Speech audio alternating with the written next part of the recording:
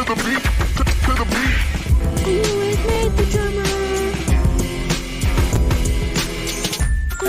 Nate the drummer.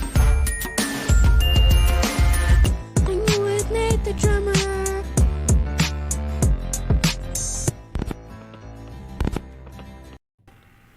Hey everybody, hello, welcome, another episode. Today we are here with the guys from the Flux Capacitors. Well, two of them anyway. Yep. How you guys doing? We have Ryan and Brian. What's up, guys? What's up, man? You have a spectacular intro. Yeah. Thank you. I made that with my daughter. Your daughter Nora. Yeah. Cool. Yep. Cool. Yeah. Cool. Yeah, Well, I got four girls, and I decided to, have one of them be a part of it, so they feel into it. Yeah, that's cool, man. That's cool. You got her playing drums yet, or? I actually bought her a Questlove pocket kit. I don't know. Ludwig makes these Questlove pocket kits, and they're really cool. It's the best little junior kit you can get. Yeah. Oh, that's awesome, man. Right on. Yeah, I didn't know about that. That's cool. Oh, you gotta check them out. They're so cool, man. They're great. They actually sound good. You know what I mean? It's like a junior kit that actually sounds good. Yeah, nice, cool. All right, guys. So, tell me a little bit about yourselves. Oh, well. Yeah, right. Play music, and we stay pretty busy with it. And about all I really do at this point. it's all we do. So That's your full-time job? Yeah, it's our full-time job. Yeah, we don't really know anything. I'm so jealous. Yeah. I go outside and I'm like, what is all this out here? Yeah, What is any of this? The world out here? Yeah, right. I know. I wear a mask every day and I feel like a ninja. Oh man, yeah. We're all like ninjas too. Ninjas are fast. Yeah, no, we've been doing this for so long. Like, I don't know. That's all we do. No. I know. You don't know what to say. What was your first music experience like as a kid? What made you first, enthused into music? Probably.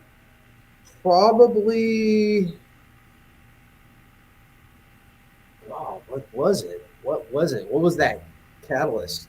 It was like, I don't know, being a teenager and listening to Metallica, and my buddy played guitar, and he had been playing drums in school his whole life, and so he kind of knew what he was doing, and he pulled out this badass. It was an Applause electric guitar. It was black. Oh, and yeah. had like red, like lightning, like paint job on it, and it had a Floyd Rose on it, and Man. and I all I had was an acoustic at the time, and it just sucked me in, and it's destroyed my life ever since. And it continues to destroy life. Do you prefer guitar? I mean, guitars and drums, they're both fun, if I'm looking at my drums on my guitar, I'll go with my drums, just because it's I don't know, it's more physical or something. I don't know. Yeah. Yeah. What about you, Ryan? I used to. Well, man, I mean, I'll be 45 in December, and so I'm old, and like I would go to my grandma's house when I was a kid. I was probably 5. I don't know. And she had a piano there, and my aunt and my mom used to play, and I was like, man, because like I was so fascinated by it, and my aunt played. She would always play a Rhapsody in Blue by George Gershwin, which was something from the 40s that my grandparents were really into, and she grew up hearing, and I just thought it was like a spectacular sounding song on the piano, and I was only like 5 years old. So then I started to just like teach myself how to play. And then so my great grandmother noticed that, and she bought me a piano, which I still have at my house. So I took lessons like for a few years, and I absolutely hated it and did, recitals and shit. And then just lost interest in the piano. And then I was like 10 years old. I went off to like summer camp, and I met this kid who was playing keyboard, and I'd had like a little Casio or some shit. Yeah. But I never had anything cooler than that. So I was really fascinated by the keyboard, and then I found out that he learned from a dude who taught by ear, which was super weird. So then when camp was over, I told my mom, and so she got me lessons from this guy, and he's like, all right, so what do you want to learn? It wasn't like, I'll teach you how to read music. Yeah. Because I had forgotten by then, and I don't fucking Yeah. know now either. And so I've been playing by ear since I was probably 10 years old. And, and then, same with him, like, got into Metallica and Guns N' Roses and everything when I was a teenager and all that, and joined a bunch of cover bands and never stopped. Yeah, you guys, man, I tell you what, you've taken the cover band to a whole nother level, really, Yeah. You really have, like, kudos, guys. Seriously, like, We didn't holy intend moly. Yeah, we didn't even. We didn't intend to. Like, we were Man. just like, it was like 9 years ago, and we met some dudes, and they're like, oh, let's just put together like this really cool 80s party band. We're like, Yeah, fuck yeah, let's do it. So Man. but then we picked the theme, and the theme for the band was Back to the Future, and then quicker than we could even blink, like, we were suddenly involved in the whole Back to the Future like community. It was like there was a gap or something, and they started sucking us in, and so we haven't been able to find our way out since then. Yeah. Well, I'll tell you what. Just before we came on, I watched Back in Time Cool. with my son, my 5-year-old son, and then that inspired us to watch Back to the Future 3, because I had showed him the other ones, and the 3 was the only one I had shown him, and he was like, "Yep," and he loved them. It's they're really so classic. Yeah, it's such a. It's one of the. I mean, there's nothing wrong with it. Yeah. Yeah. Nothing wrong with it at all. It's so hard to not fan out on it. You know what I mean? Because you're just like, yeah. Even watching, like, I've watched all 3 of them probably 4, 5, 6 times over the years. Because I'm 43, so I get it. I'm right there with you. Yeah, growing up on that, but now watching it with my son, I'm like, and after the 3rd one, I said, okay, buddy, so which one was your favorite one? He said all of them. I was like, That's what good I answer. Nice. Yeah. Nice. So many Right. people, Yeah. I don't like part 2. And I'm like, I fucking love part 2. Yeah, Like, part 2 is great. yeah. Just sort of look at it like it's just one story, like all of them, hmm and it is. I like them all. Yeah, you get a little bit of dark side in the second one. Right. You got the casino. You got Right. there's so many layers to those movies. It's insane. Right. Even watching the 3rd one again tonight, I was like seeing little things that I didn't see as a kid. Yeah, you'll always, Yeah. Yeah. you'll always Yeah. find it. Yeah. It's about Man. time we'll go back and watch them all again. It's been a couple of years. Yeah, you really have to, and you just pick up on those little things, and it's still so relevant. Right. One of the things I wanted to ask you, one of the things that I think is crazy from watching the documentaries is to think of Eric Stoltz being in that position. You know what I mean? Oh yeah. How they switched it up. Like, Yeah. man. I mean, he couldn't have known what it was going to become, unless I don't know. Yeah. Well, there's nobody Yeah. knew. I mean, I'll bet the Bobs knew. Bob Yeah. Zemeckis. Yeah. Can you imagine the awkward of starting to film? I forget they said like 6 weeks or something. Like, Yeah, 6 Yeah. weeks of film. I have a theory about that. It's not a popular theory, like in the Back to the Future universe, but people seem to. They always say, and the crew, and still claims to this day that the reason that they swapped him with Michael J. Fox was he wasn't like coming across right. Like he was coming across too dark. yeah. And his You sense can of tell. accurate. See, I don't agree with that. No. They put him in a black leather jacket. He was wearing dark clothes. He looked almost goth in a way. Like he looked just darker. And they, got like dark hair and then they put They put Michael in like a red vest and some jeans and shit. Yeah. I think if That's they, a totally different vibe, right? Huh? Yeah. I think they rewrote some of it to kind of make it lighter once Michael came on, it seemed like, well, and even that makes it unfair to Eric Stoltz. Like I think Eric would have been great, Marty. He's a great actor. Yeah. Yeah, but I don't see him as a funny guy, I mean, Dude, he was very funny in Pulp Fiction. Come on. yeah. I mean, he's had funny times. He's a good actor, But I wonder what his take on that thing is. You never see him in the documentary. Like, what's his take on it? No, but the footage does exist. Yeah, he's like, I got screwed over. He's all bitter. I had to be the mask. At the time, they probably just stopped calling him, and he probably didn't know what the hell was going on. You know what I mean? They said, they won't let me in. I mean, look, they had the idea from the get-go to go in spots, but he was doing Family Ties at the time. Yeah, what a crazy story for him. He's like, man, what a hard worker. The moment he became available, they're like, all right, let's go for Michael. Sucked for Eric, and I'm sure he's still upset about it, but yeah, the only one who really got beef to this day is Crispin Glover. Yeah, Crispin Glover. Yeah. You got to look up a movie called Fast Sofa. Fast Sofa's great, man. You saw it before? Oh yeah. Good old Crispin Glover, man. One of my ex-girlfriends was in that movie. Really? Yeah, she was a porn star, and they had her in one of the scenes or something. So it's like back in the day. I found that in as VHS at a Turkey Hill, which is a convenience store here. One of the random bins, and I was like, just 2 words that don't Fast Sofa. What's this? Cool. But it's and then you watch it, and you're like, Fast Sofa. Yeah, I get it. Yeah, the movie's a trip, and Jake Busey is really good in that movie too. Yeah, really. Yeah, it's crazy. He could have almost been Biff. He has that same vibe. Dude, Jake could have been. Yeah, man. He's got that weird, like in Starship Troopers. Like if you remember him in Starship Troopers, like he. Yeah. Can't tell at first if he's going to be an asshole or not, and then he ends up being super cool. So he's one of those characters. Yeah. So, do you think being in LA, because you guys are in California, right? Yeah. Yep.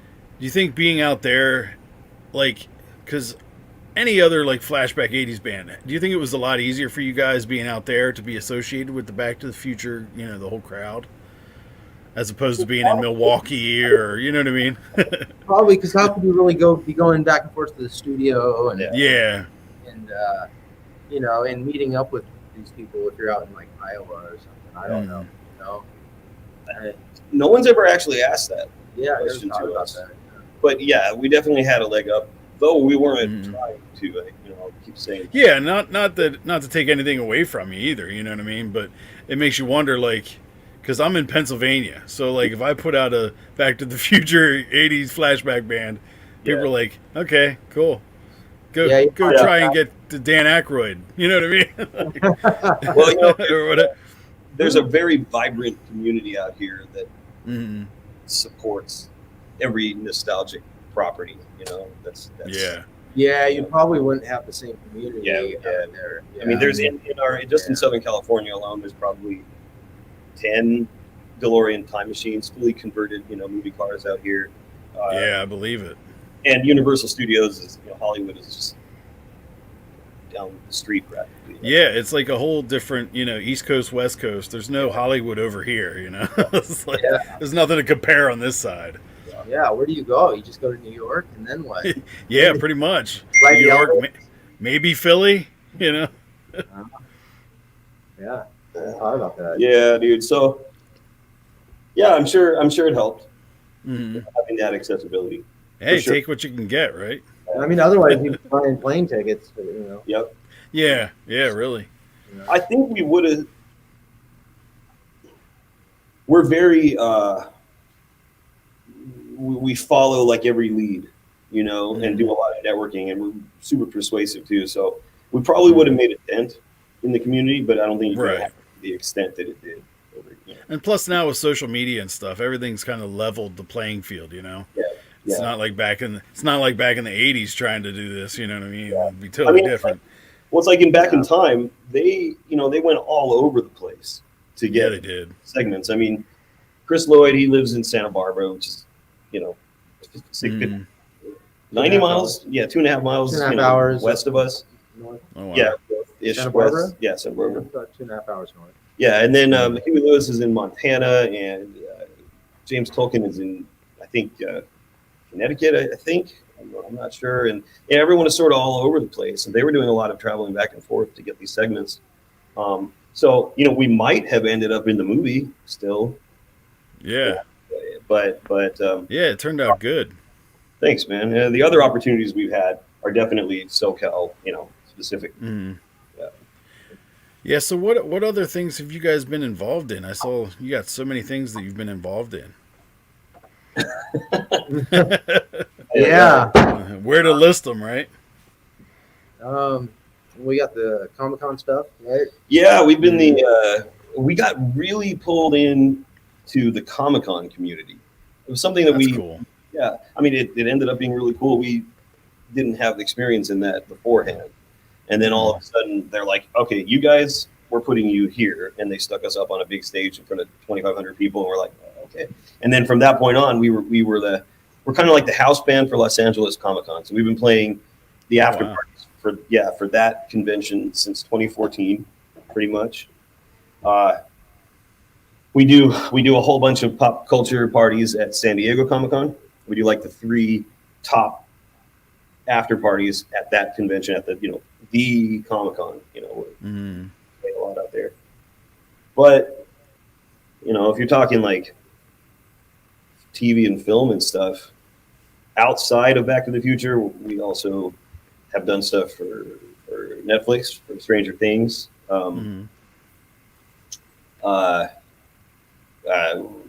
Things for Pokemon, for Ghostbusters, for both for old Ghostbusters and new Ghostbusters. And really? And yeah, just tons of stuff, lots of big corporate things. We got a lot of crazy corporate clients. How did that all come about? Just kind of one follows the other, or word of mouth? I think it's a lot of word of mouth. It seems like we do a lot of the 80s clubs and stuff like that. And it seems like, when you don't think anybody's watching you, somebody is, Right. That's cool. And so it's like, it seems like every time we play, it's never, even if the whole day was a nightmare and everything sucked, like it still pays off, it's still, yeah. It always turns into a good thing. Yeah. And they've all come to us. We haven't had to do any like active pay with us, kind of marketing or anything. Like we just get an email. It's like, hey, this is YouTube. We want you to play our Christmas party. And that is like how it goes. So we've done that for Google, YouTube, Toyota, Sony, Universal, Microsoft, freaking K-Rock, Jack FM, Quicksilver. Yeah, Quicksilver, DC, Roxy. We're doing Airstream in December. Yeah, K-Rock. Yeah. Wow, man, you guys keep them busy, huh? They keep us busy, man. That's good, man. Especially in music. Oh, I'm so jealous. I wish that was my full-time job. What do you do, man? Well, I've been a graphic designer for years. I'm just an all-around creative guy. I've done a little bit of everything over the years. I created the podcast when the pandemic started. I've been a drummer for years and always knew people were in bands and thought let's give an inside look and show people what it's like, the writing processes and everything else. And just kind of build it from there. So how long have you been in work in progress? How long have you been? About 20 over. I'm 43, so it's been like, I went to Votech for commercial art and graduated from that, and then went to college, like a 2-year college for design and for multimedia design, which is funny because I graduated in 1999, and technology is not the same thing. No, it's not, man. I'm a designer too, by trade. Yeah, I literally graduated when Flash was a big thing, when all these websites were all moving, and you know what I mean. When Flash was still Macromedia. Yeah, Macromedia. Learned that, and then became obsolete like that. But I have the degree, so. I've been building websites, doing graphics and stuff since '95, and using Photoshop since 1990, dude. Like since version 0. It's really tough, right? Like I love Photoshop, Illustrator. I've used them all, but as a designer nowadays, everybody can do stuff on their phone. So to charge somebody for something is the toughest part for art because they're like, oh, I could have done that on my phone in 10 minutes. You know what I mean? For free. I feel like it depends on what. Yeah, it depends. Yeah, if you're doing just photo manipulation, yeah, anyone can do that. Yeah. But Yeah. Photoshop being a creation tool, that's Mhm. that's what I love about it. And I love designing interfaces and pieces for websites. Yeah. And flyers but I really this set that we're sitting in. This is actually a set that we're sitting in front of. Oh wow. Yeah, we've been working on a 3D / live action web series since the beginning of the pandemic. Yeah. Yeah. This is what we did when the pandemic hit. Yeah. Oh really? So this is a fake wall. It's cool looking. Yeah, thanks. Yeah. Yeah, and it's part of our. Oh wow. Part of a scene. So we're merging 3D with with live action, green screen stuff, and it's coming out pretty rad. I think you know what, the pandemic, as much as it had the bad side to it, for the creative people who were stuck at home, it was like great for us. You know what I mean? Yeah, dude. And if you were stagnant, and you didn't come out of it with some sort of skill, I feel like it was just time wasted, man. Yeah. Yeah.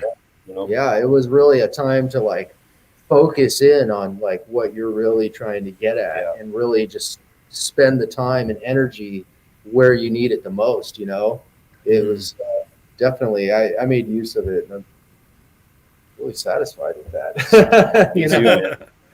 We came out with some crazy different skills that we had.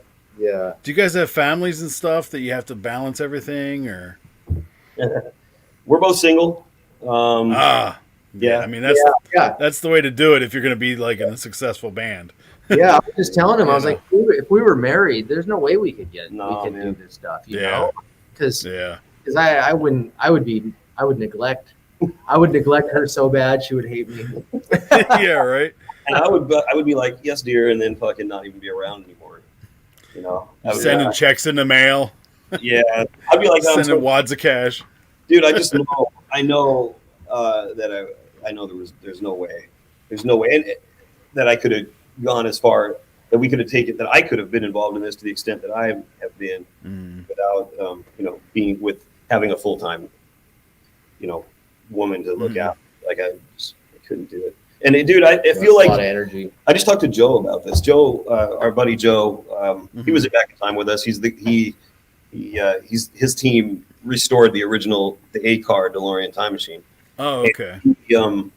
He's getting a divorce, and he told me the other day, he's like, man, I'm ready to take over the world now. He doesn't have. Oh, he got a second win on. He got a second win, yeah. Mm-hmm. So I feel like it's common for creative people to be better, to be better to progress their projects when they don't have anything to worry about. So how did you guys, and that's one of the things that struck me. I found you guys on Facebook advertising the Ghost. I was so happy for you guys, not knowing you, but just being a video game player, and you guys have the song on the new Ghostbusters video game. Yeah. So man, that's got to be exciting. I would be stuff like that. I think would be surreal to be playing something and be like, that's me. Yeah. So tell me about that.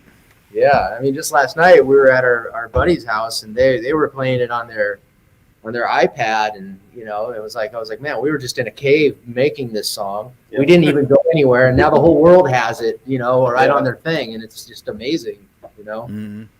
Is it scary? No, dude. No, it's more exciting. Yeah. We've been roundabout involved with Ghostbusters for a while, for the last, 4 years or something like that. Did you do anything for the one with all the girls in it, or no, Ghostbusters? No. That was wiped off the face of the earth. It really was. It's unfortunate for them, but it's not part of the Ghostbusters universe. So no, what we did is we went to Sony and we did the 35th anniversary of Ghostbusters. Oh, okay. We performed there with Ray Parker Jr. and there's a whole funny story about it. Wow. And then but I think we did something else for Ghostbusters, but I'm not sure. I can't remember what it is right now. So we've been kind of in Sony's eye for a while. They kind of know us over there at this. It's a good eye. actually. Yeah. And then one of our friends who's a producer on the game was like, we are really wanting to have Somebody's Watching Me by Rockwell Michael Jackson in the game, but we want you guys to record it. So we're like, oh hell yeah! So what do you want us to do? Man, And they're like, well, we want it darker and edgier, and bring it up to to the modern day. So that's what we did, and we tried to like infuse some cinematic sound to it, some orchestral stuff, some metal, some pop style stuff, and even almost like a little bit of hip hop in there too. And it's crazy mix, but it's going well, and it works really well with the game, and we're excited about it, man. Yeah, that's awesome. Yeah, and people are going to hear it on the Anchor version of this once it's all done. So that'll be cool too. Thank you. yeah. Thank you.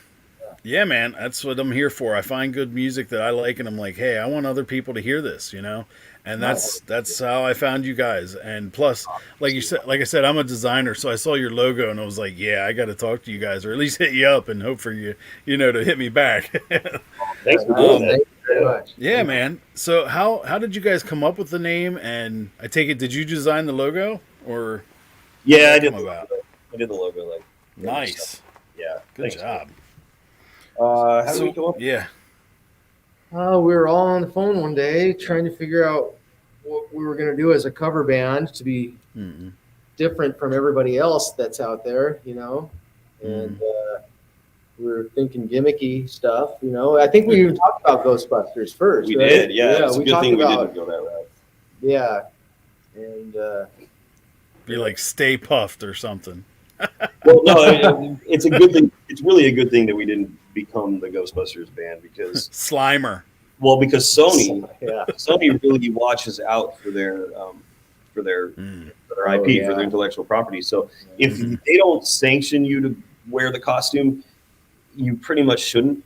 And if you're expecting to like make any money while you're wearing it, forget about it. They do not want that happening. So because we went with Back to the Future instead, we have been able to earn livings, because believe it or not, even the Flux Capacitor itself is not a trademark, Wow.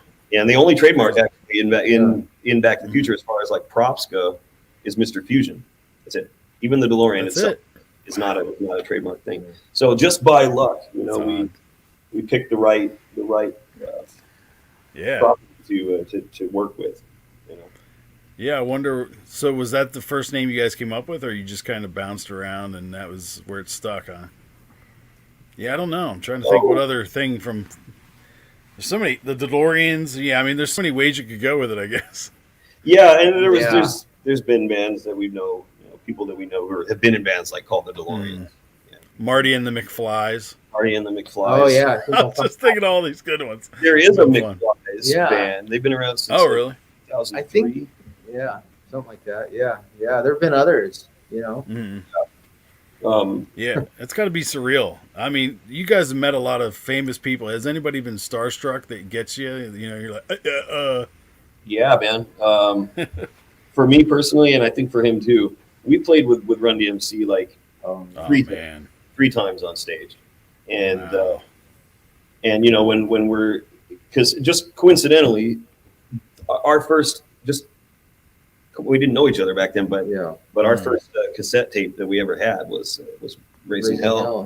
Raising Hell. Oh, wow. Yeah, that green and purple. Yep. Yeah, cassette. Yeah. And then all of a sudden we're like performing on stage with Daryl and playing Walk This Way, and it's tricky and stuff. And so, oh man, other times when when it's cool to be around people, but being around like a guy like that. For us, especially, it was pretty rad. I mean, performing with him in front of huge crowds is incredible. Yeah. I always feel really lucky to be up there with him. When we're doing that. Yeah. But yeah, we've met a lot of people and done some cool stuff. But that's John Easdale. Awesome. John Easdale is fun. He loves to rock. Yeah, we played with a lot of. He's a rocker. We played with a lot of original '80s artists too. Like a lot of times we back them up. They'll come up on stage and they'll sing their songs. with us. So like he was saying, like John Easdale from Dramarama, they sing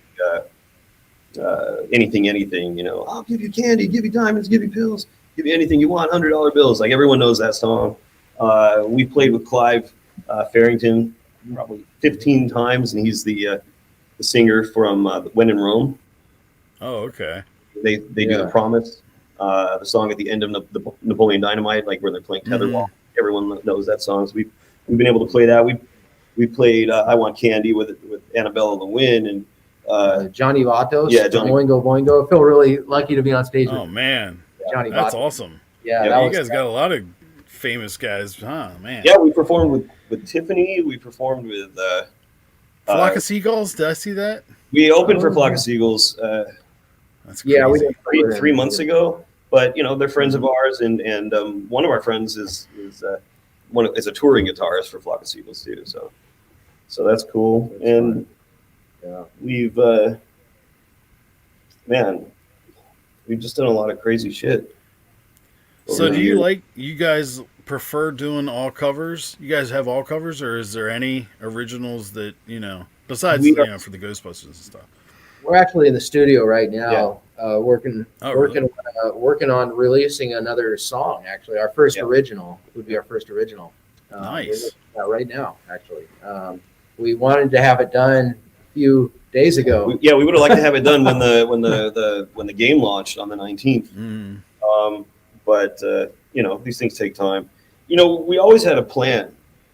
From the very beginning. It was like, let's try to do some original something or other. With the band.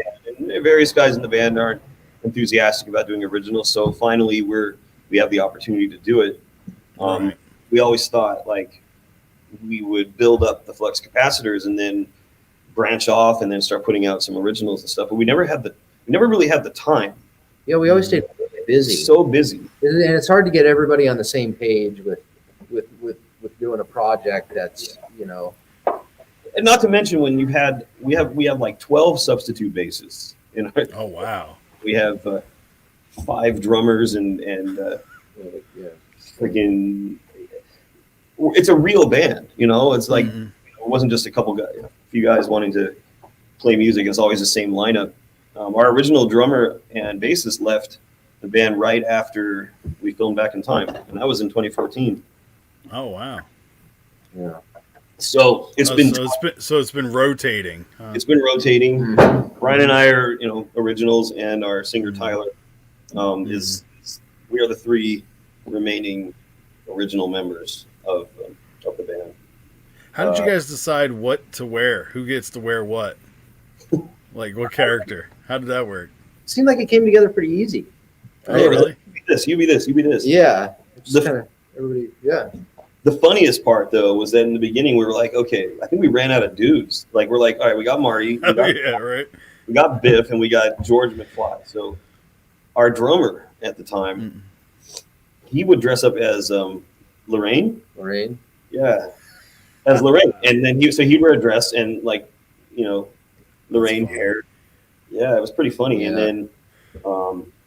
And then when he left, our substitute drummer that we had from the very beginning took over, and then he was no longer Lorraine. Like, we always were trying to find a new character for new people to be. So then he came in and he became Jennifer Parker. He became Marty's girlfriend. Oh, wow. Yeah. So he had to wear My the first thought, if it were me, was Einstein, the dog. I'd be, I'd be the dude. dog. God, that'd be a hell of a costume to wear. Yeah, I Real, tried, right? I tried Yeah. getting Dave to wear that, but he was like, I feel "Oh." like I'd look like Barf from Spaceballs. Oh, yeah. John Cade. Another good movie. Good old Barf. Bar, Pizza yeah. the Hut. Man, I don't know if I let my son watch that one yet. I keep thinking of these movies. That's the best part. I've been showing him all these classic movies. Yeah, I just showed him all the Ace Venturas. good. That's Yeah, the I mean, best part what about. I don't think a lot of parents are doing that, And when their kids are No, growing it's up, like, they're like, man. I don't know this old stuff. That's not their fault, man. That's their parents' fault. Yeah, it's kind of like Rock Band. Like, I was kind of like against Rock Band, and when it first came out, because it's like, just pick up a real instrument and learn that. Yeah. But then you see all the old classic rock songs and all these songs that the kids are playing, and they're like, they know them because of that, you know. So it's Right. like, okay, that's pretty good. I like that. So like a song comes on the radio and it's like CCR, and my kid's like, hey, I played this. You know what I mean? That's fun. That's cool. Yeah. So you know, it gives you hope for the generations. You know. Yeah. Sure, dude. Yeah. Yeah. They Um, aren't songs from movies anymore, right? Yeah, They it's aren't insane. movies, video games, and Yeah, I mean, like a lot of the Different. when our crowds when they're younger, you know, like, oh yeah, I know Iran, but they don't know it from from Flock of Seagulls. They know Yeah. it from like Grand Theft Auto or something like that. You know, because it plays on the radio in one of those games, one of the GTA's. So Mhm. yeah, I mean, it's a good thing. You know, the people had the foresight to stick that older music in to the younger generation, so they would grow up knowing it. Yeah. Yeah. Yeah, definitely. Do you guys like? Is there a hard song that you guys don't like to play, or one that is tough for you guys to play? We play some tough songs, man, but they're more fun than tough. Really? oh yeah, we haven't come across any. I mean, we play Rosanna, by Toto. That's a complex Yeah, song. I was trying to play what Lukather plays is tough. But He's a good we guitarist. do it. Yeah, because I mean, you guys do it from scratch, right? So like, no, I saw that no backing tracks and like stuff like that. Yeah. That's No, awesome. I don't know how anybody would, but yeah. There's really nothing that's like too complex. Yeah. Do you have a favorite, like a favorite song you like to play? Out of how many do you do? Would you say how many do you know? Probably hard to tell at this point. Huh? Well, I think I forget if I don't play a song for 2 weeks, I don't know it anymore. It's gone. Oh yeah. But I think for me lately we've been playing Even Flow, and for me that's a fun song. That's probably one of the first songs I ever started playing on guitar. And so for me that's like a rocking guitar song that I get to just be a guitarist and not care. Yeah. I get to just be a guitarist, do my fun guitar parts, and use my wah and solo and have fun. So for me that's like been one of the more fun songs recently. Yeah, we're starting to bring in more '90s stuff. Oh, are you? That's good. I love. Yeah, I'm a '90s era guy. '90s grunge. '80s, '90s. They're so good. So good. Yeah. Spotify now, I noticed if you go and search '90s genre, you can go like by year. It'll be like best rock of '94, '97. I'm like, man, '97, '99, so good. Hip hop, it doesn't even matter. Really? So good. Yep. Yeah. Yeah, that's awesome. So, any song that we particularly like to play? I like doing Somebody's Watching Me now. Yeah, we like That's- playing. We like, Yeah, right. Yeah, actually, I get pumped up when we play that song now. yeah, we actually played it for the first time live the other day at the rap party for the game. Pretty sick. Playing my own People guitar. like it. I beat that. Oh yeah, Yeah. It seems for like sure. everybody's loved it so far. Yeah, I wanted to ask you, how do you do the synth part? Like, the synth voice for that. How's that work out? good question. It's a vocoder, and Okay, because it was like a Peter Frampton talking guitar kind of thing. yeah, it's not a talk box. It is literally a vocoder. My keyboard has a built-in vocal processor, so my mic feeds into the keyboard, and then I run that feed through the processor, and I can select different harmonies or whatever. But one of the options is vocoder, and so I have to play the keys, play the chords and when I sing in, it gets that robotic tone.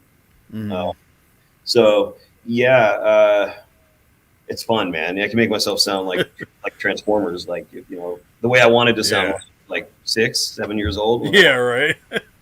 Yeah, It's hard to rein it in, huh? And not just keep playing with it. It works really well because we do it live too. Like in PYT with Michael Jackson, it's like great. And so I can get that exact robotic tone. And in fact, any song that we play that that needs a vocoder, I can do it live. Yeah, everything. Cool. everything we do is live. Yeah, that's what I really appreciated that, Yeah, I'm glad he's got that keyboard, man. That thing, he could do all that cool shit. So much fun. Man. Yeah, it really adds a different dimension having a keyboard, Mm-hmm. Yeah, So dude, tell me much. about it. So much.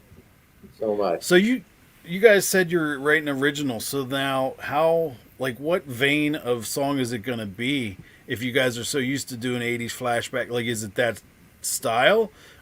Is it a love song? Like how, you know what I mean? Like, it's like he's a synth guy and I'm a guitarist, and we're like kind of like, like fusing that somehow, and it's like, we both kind of have our own little thing and we bring it together, and I don't know, it's been working pretty good. Yeah, I mean, there's a bunch of songs that we got like being worked on, and they're really good, man. They're really hooky and not overly complex. Yeah, we could just keep it simple and hooky, and I think that's the hardest part. Really, is trying to rein it in and not go overboard with the layering and the different sounds from every direction and shit. That's at least it's hard for me, dude. Yeah, he could play 10 things at once, Right. Yeah. Oh, I can hear a pad over here. Oh, I can hear something over here. Oh, dude, can you do like this over here? And so the songs we were coming up with have a good groove, good rhythm. Not, like I said, not overly complex, and we'll see how people like them when they come out. And luckily, it's exciting. We have a built-in audience, so we can just kind of really and see how they like it. Yeah, that's awesome. That's really cool. And hopefully that'll be nice for you guys because, I don't know. I think there's a certain pressure with playing a cover song because you do have to. You're always going to be compared to that. Yeah. So the freedom in doing an original, it's scarier, but at the same time, it's freer. Yeah. At least you have something that you believe in. When you're playing your own thing that you made up for people, it's just it's a feeling that nothing really compares to, I think. We got into this. We didn't know we were going to take it this far.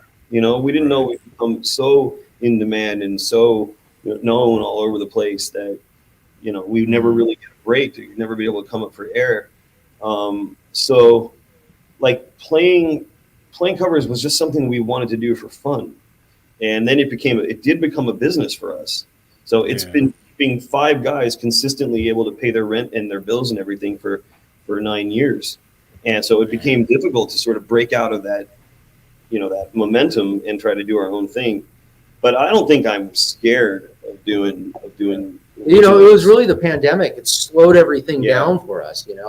It made us start like filming this thing, and then it made us really like we have to kind of like dig in a little deeper, and because all of our time was being taken just playing live, for like years for years. So it was hard to just stop and take a break and focus on anything else. But so thankfully the pandemic did slow things down, and it gave us the ability to really do what we probably otherwise wouldn't have really focused on. We wouldn't have had a chance, and we're not complaining, man. Like, playing covers is fun.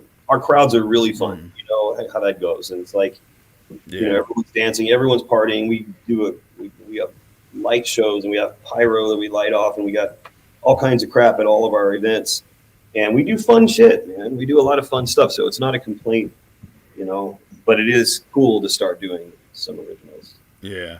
So what keeps you inspired to just keep going? Because you guys, like I said, have done so much, and any band wishes for the success that you had. You know what I mean? So when you get to one point, what makes you keep going? Okay, what are we going for now? Dude, it's because the stuff keeps coming.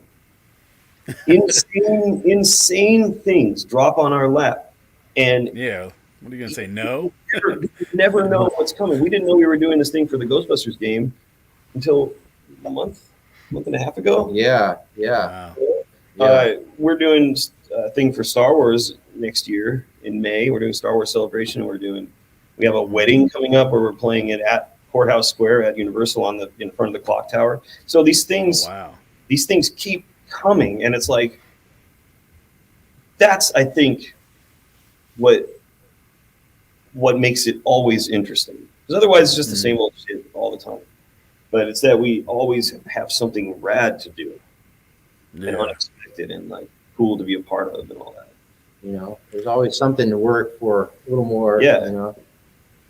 So, Yeah, I mean, if it was just, go out and just play a club every weekend or whatever, okay, it's fun, but it does get tiring. And, it's hot, and you don't get home too really late, and yeah, you spend all day waiting around. yeah, and we wait or sometimes we have to get there at 4:30 for a show that doesn't even start till 11, something like that. So really, yeah, it's at least for me, the cool stuff that always seems to be coming our way. It's like, oh, we can do this. Oh, we can do that. Who's interested in having us play? We did. It's like you're building your legacy. We're. I always thought, because I'm like a marketing, branding guy, like also by vocation too.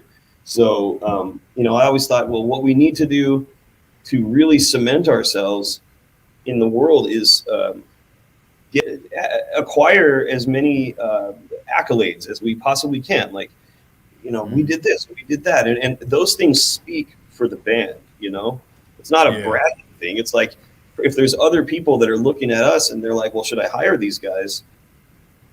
They would be like, well, okay, well, if they were good enough to play, Microsoft, they're probably good enough for my 50th birthday party or something like that.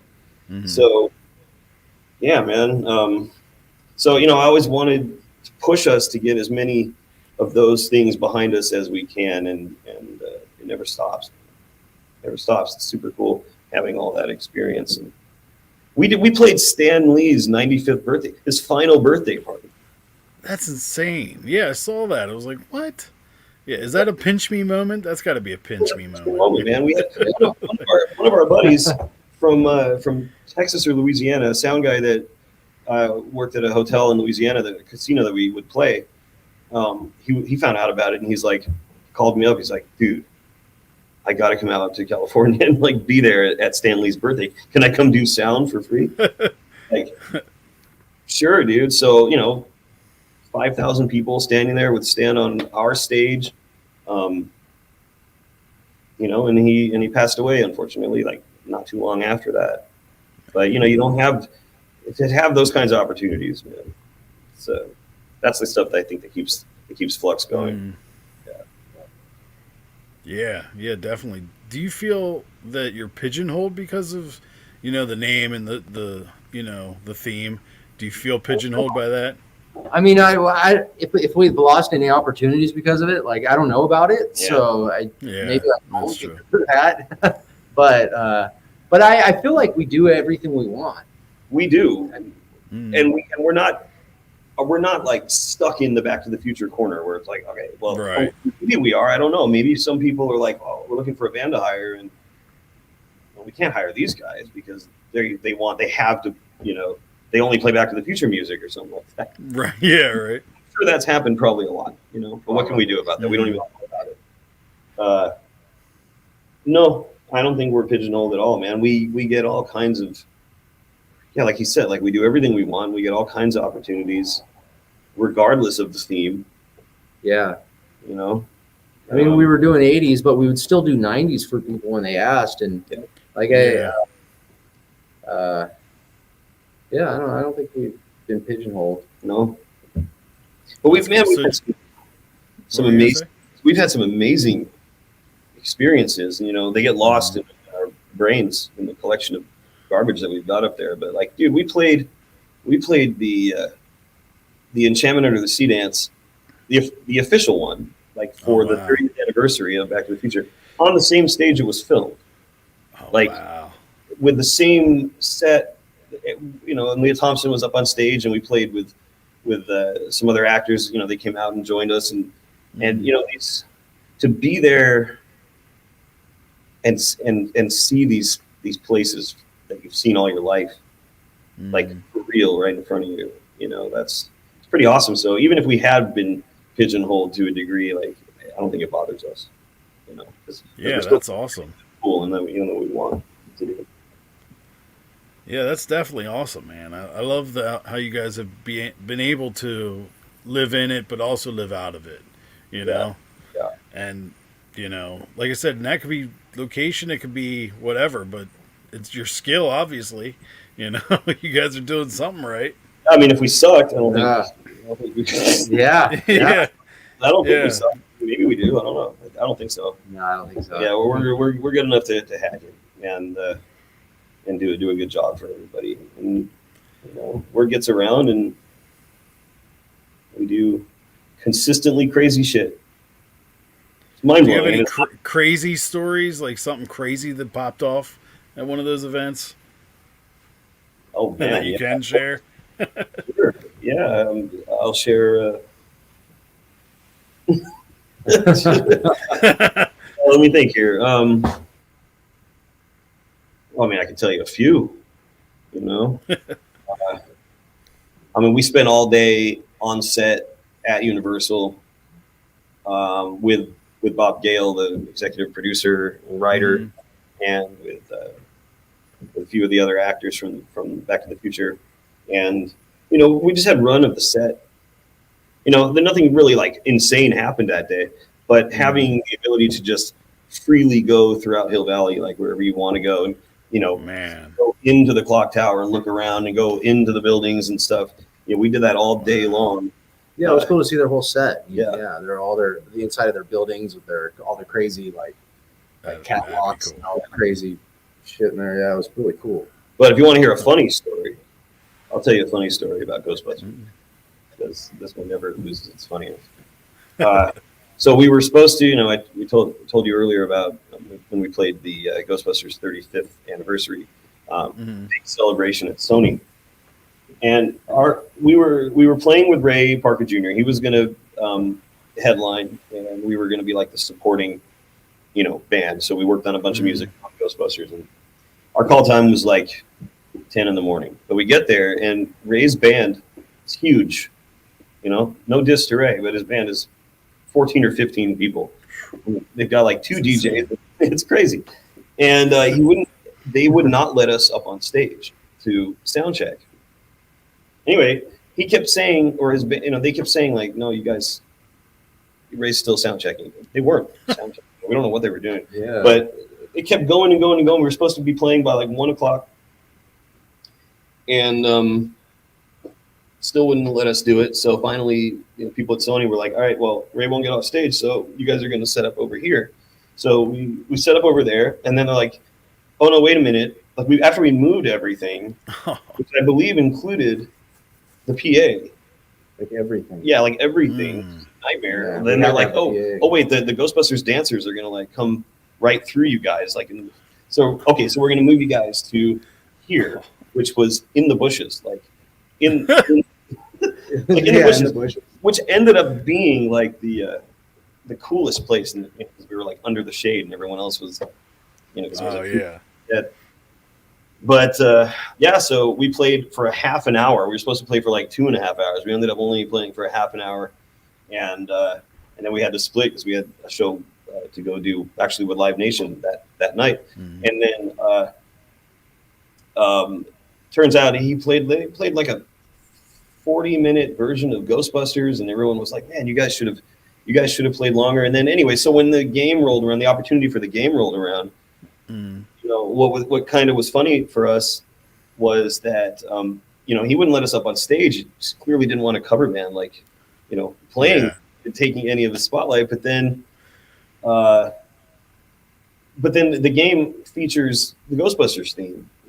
So if he ever picks it up and he looks and he's like playing the game, he's still going to see us like we're there in the game, like haunting him basically forever. Like from the Flux Capacitors, and it's pretty funny, man. So we're always going to haunt him. We're like always like you know, he's cool, man. You know, we talked and all that, but like, but the fact that like he can't escape this cover band is just it's got to be kind of funny.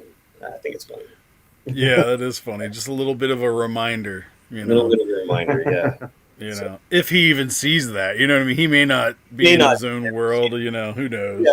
But he may, he may not. You know, I don't know. But anything else particularly crazy that stands out, man? I don't know. Nothing's coming to mind right now. What's the last crazy thing? I mean, there's always people falling down and. Mm. Let's see. Didn't somebody fall off our stage? I think a few people have fallen off our stage. Someone Uh, someone fell into me onto the keyboard once. Not that. That's fun. yeah. But, Well, we've played at the. There's a museum out here called the Peterson Automotive Museum, and it's like Oh every yeah. expensive car is there, including the Mhm. original Time Machine, Batmobile, Kit's there. Everyone's there, and we've played there a few times, and I don't know how because we've had to get insurance many times for different gigs, and at this particular one, no insurance, but my keyboard Wow. was literally like this far away from like $135 million freaking Mercedes, like right here. So Yeah. if things happen that don't seem to make any sense, no insurance here. You're about to scratch the $135 million Mercedes. Keep playing, you know. Jeez. Yeah, I think maybe just the cool stuff is when we when I got tackled down before I was coming up to get on stage Mm. with Daryl with DMC. and then the bouncer tackled me down to the ground. And then they got in a big old fight, like him and the bouncer, for the rest of the night. Like they like The guy was like stalking me. He would always find me and like stare at me.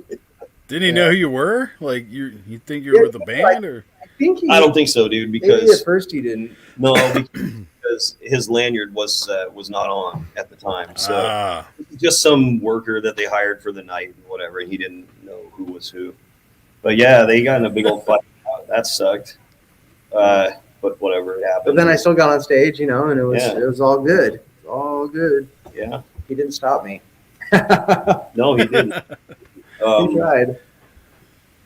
But So- sorry, on a different note, do you guys ever have like in band fights? Like, is it hard for you? Because the more people in bands that I've always found, it's hard to like come to a decision on things. Is that tough for you guys, or? I mean, sometimes it's tough to come to a decision on certain things, but I think we have a pretty mature group of guys, yeah, and it seems like there's no, not a lot of clownery.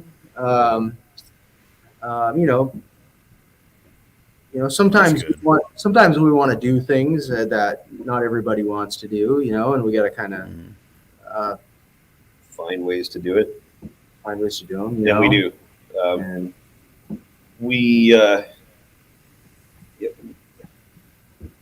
We all end up doing exactly what we want to do, and there's never. I mean, anyone who we've had a problem with is not in the band anymore.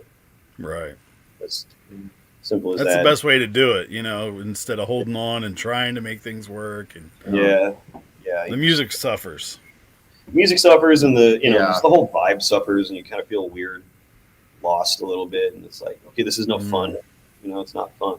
It's like the way it should be. yeah, you get the wrong people around. Yeah. But I mean, we've been pretty fortunate. We've had good guys that show up mostly, Yeah. and so as long as they show up, God, Yeah. Yeah. Really, that's what it comes down to. And we've played with some pretty good guys. We've been fortunate to have some great drummers and some great bassists. Our rhythm section has always been really tight because we've always fortunately had the right guys, there. So I think Yeah, for the right song, right? I'm really grateful for that. Mm. Because having that tight rhythm with some guys that are killing it is just it's priceless, man. Yeah, it is. Yeah. Yeah. No, How they're long not. of a process was it for? Sorry, how long of a process was it for Somebody's Watching Me? Was that a hard song to come up to get to the final thing? And Well, is it harder when you're doing a studio song? For somebody. Well, it seemed like we kind of had a head start because we had the lyrics already made. We already knew what the basic, chord progression, melody, was going to be, Mm-hmm. So I think it kind of gave us a jump on it if we were doing something original, Should I bring Cole in on this, man? Yeah, if he's there and you want to. All right, yeah, because if we're gonna talk about the production of that, then let's get him in. Mm-hmm. And he sang. Which part did he sing on that? So people know. He did the high part. The higher parts. Yeah, and he did the Mhm. the Maynard style The bridge. thing during the bridge. Oh, okay. Yeah, I don't know anymore. Like he did that. That's That was always such a cool song, and it's still such a relevant song. Yeah. You know, nowadays with social media and cameras everywhere, Yeah. you're on camera every day and you don't even know it. Yeah, right? Yeah, you always feel like somebody's watching you. Yeah. Oh, somebody is always watching. Always. These. Hey, we're gonna Hey. add Cole in. Hey, there you go. What's Look up, at him. dude? Where are you? How you doing, Cole? Nice to meet you. No volume. No volume. Can't hear Can't you. You're gone. You there? You there, kid? Mm, he's here, but I don't hear you.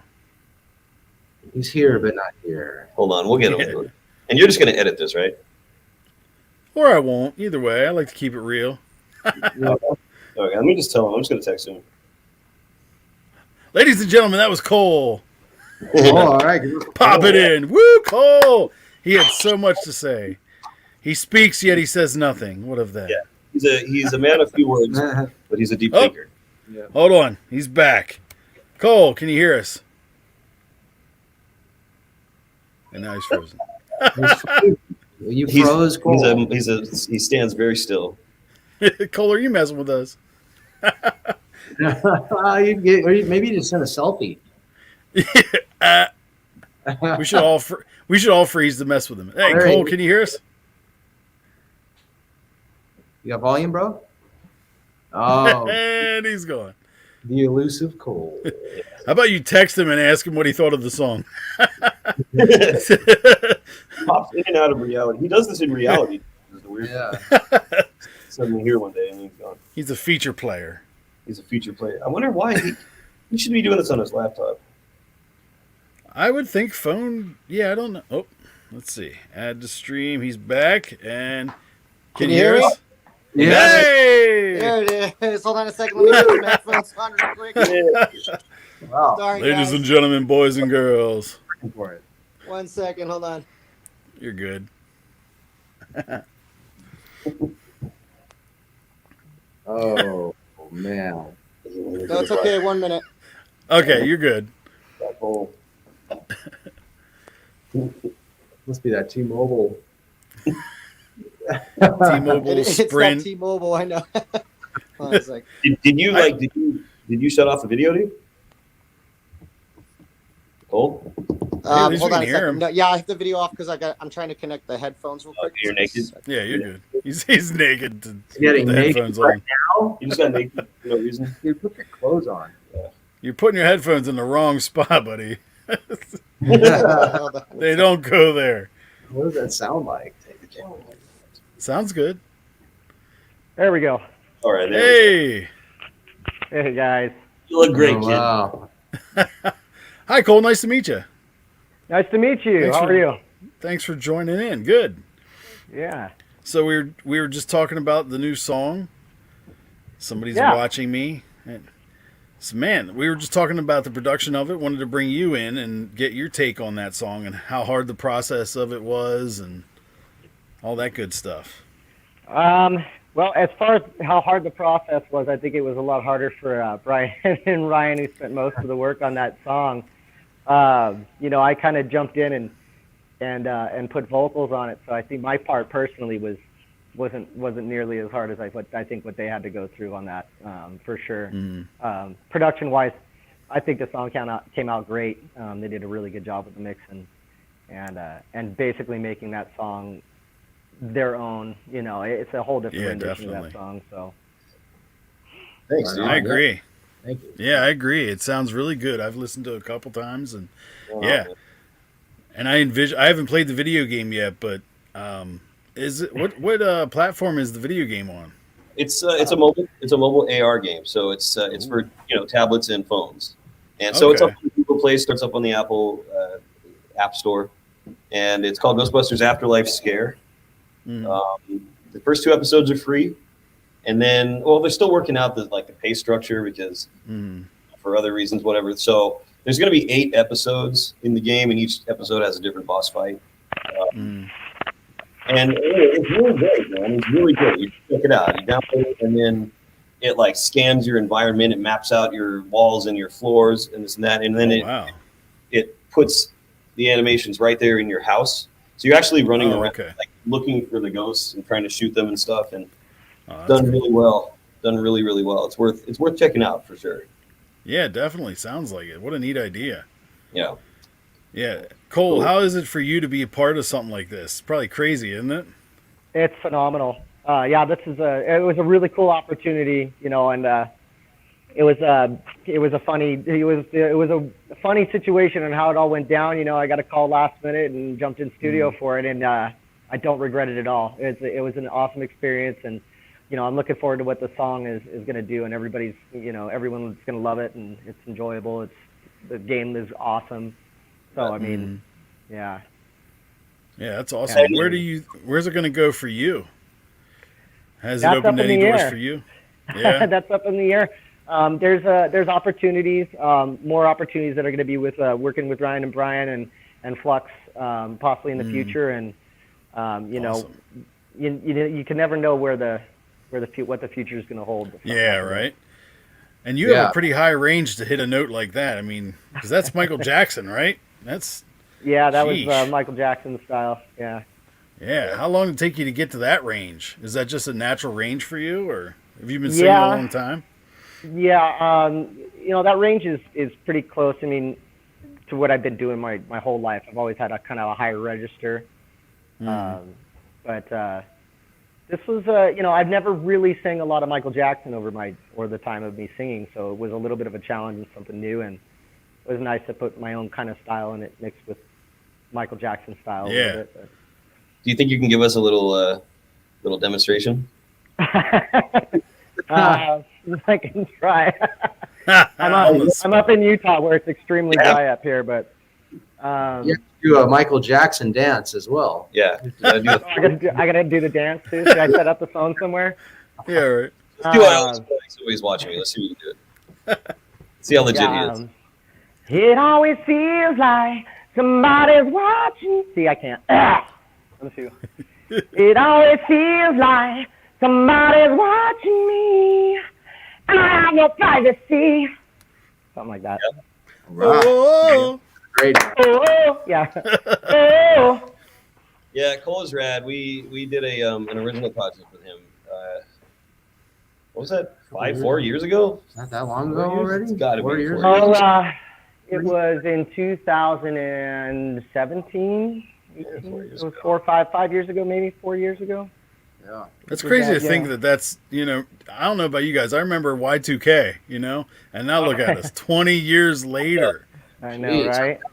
Wow, it's crazy, right? Yeah.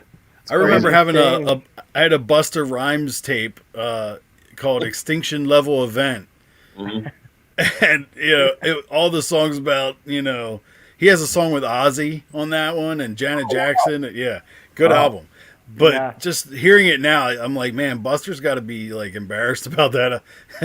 World's going to die next year. The computers are done, like, yeah. Yeah, here we are. 20 years later.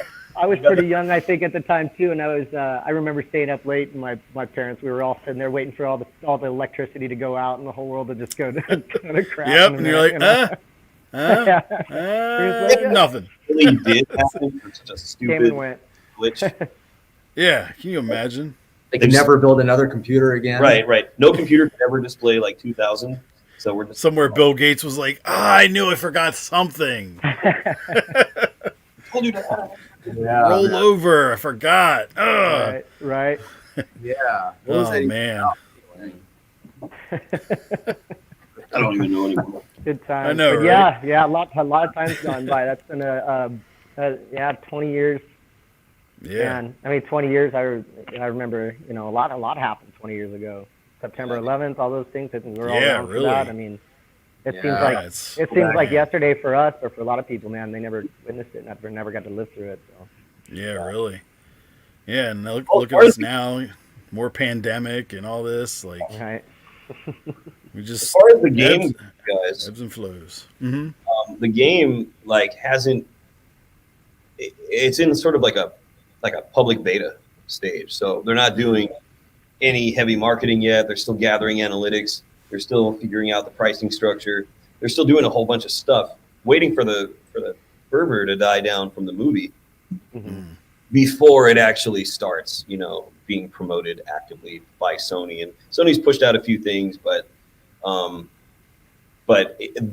movie has been getting in the way of like all the official projects connected to it. So it hasn't even hit its peak. It hasn't hit its stride. It hasn't even gained momentum yet. So it's just out there getting feedback for now, and then there will be, I'm assured, a massive push to make to really like kick it off. So we're not there yet.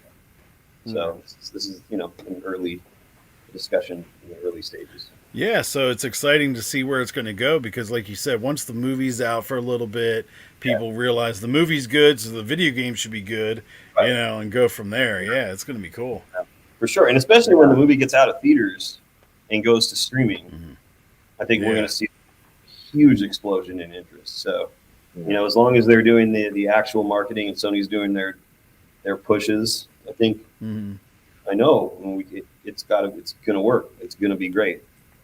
But there's a period that we're going through right now where we're sort of just debugging and examining and analyzing and all that stuff. Are there talks of doing any other song covers or for Ghostbusters or anything? Maybe doing another song or maybe two for a later episode in the game. And then something else for an upcoming trailer that I shouldn't talk about yet. But so two more, and then we've got other opportunities already, dude, that have come from this. Like we may be doing a cameo in this upcoming horror movie, and then doing some originals for some really big movies coming out. So I can't mention those yet, but one thing leads to another, and everything's going down. That's awesome, guys. Yeah. All right, guys. Well, I really appreciate you guys taking time out to talk to me. And, like I said, I'm here to promote and help you guys out and get the word out because, that song's awesome. And it's on Spotify, It's everywhere now. Yeah, it's everywhere. Places I haven't even it's on Spotify. It's on iTunes for buy. I've seen it on a couple different platforms. But, It's on something called Tidal that I didn't know existed until yesterday. Yeah. I think I forget who, is it Jay-Z, maybe? Jay-Z owns Dr. Tidal. Dre, somebody owns, I feel like somebody upper scale like that made Tidal. Wow. Was involved in it in some way. Yeah, I'll look into it. Yeah. And then there's one that starts with a D. Deezer. Deezer. Yeah, Deezer. There's so many different things now.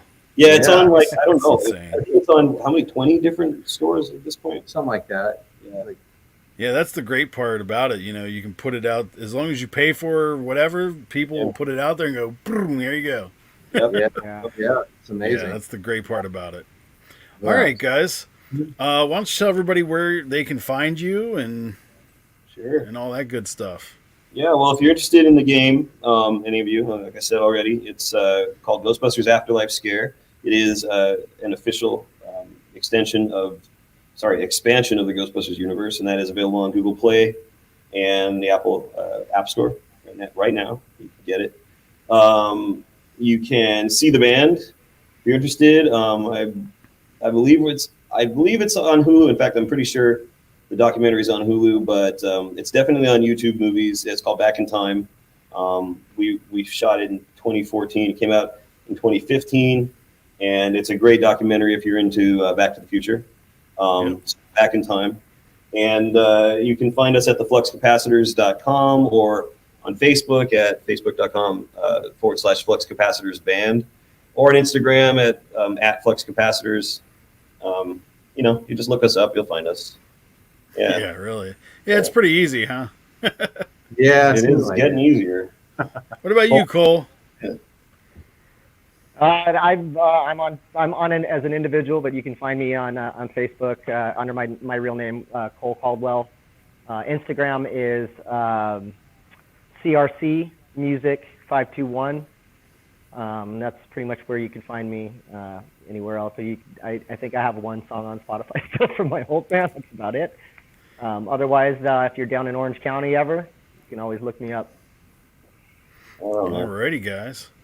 Cool. Well, thanks, man. Alrighty, guys. Well, Yeah, man. We'll put this up for our fans too.